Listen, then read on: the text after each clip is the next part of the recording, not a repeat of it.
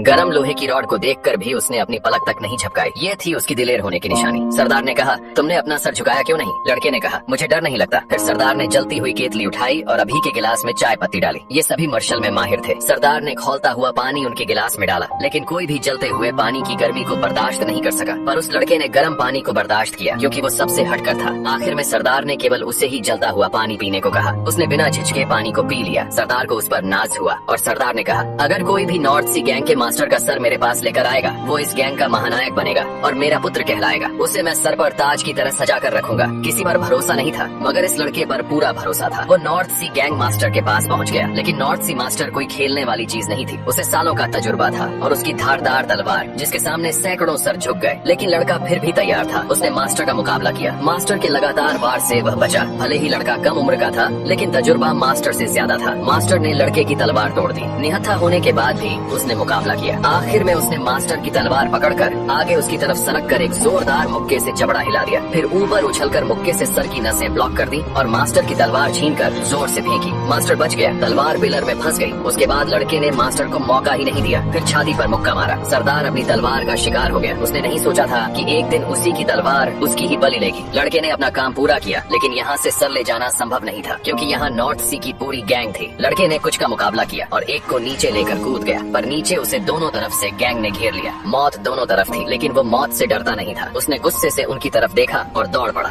लड़के ने अपनी निंजा कुंग-फू से डटकर गैंग का सामना किया। उसे कोई छू तक नहीं पा रहा था। उसका हाथ किसी हथौड़े से कम नहीं था। एक मुक्के में पूरा पिलर तोड़ दिया, लेकिन गैंग बढ़ती जा रही थी। लड़के ने एक बोर्ड को पकड़ा और लातों से मारने लगा। आखिर में वो नीचे गिर गया। तभी एक साथी ने पटाखे की लड़ी नीचे फेंक दी। बहुत सारे पटाखे फूटने लगे। इसका फायदा उठाकर एक उसका साथी उसे यहाँ से ले गया। लड़के को बहुत घाव लगे थे, जिस वजह से वो बेहोश था। सरदार इस काम से बहुत खुश हुआ। उसने लड़के को अपना बेटा बना लिया।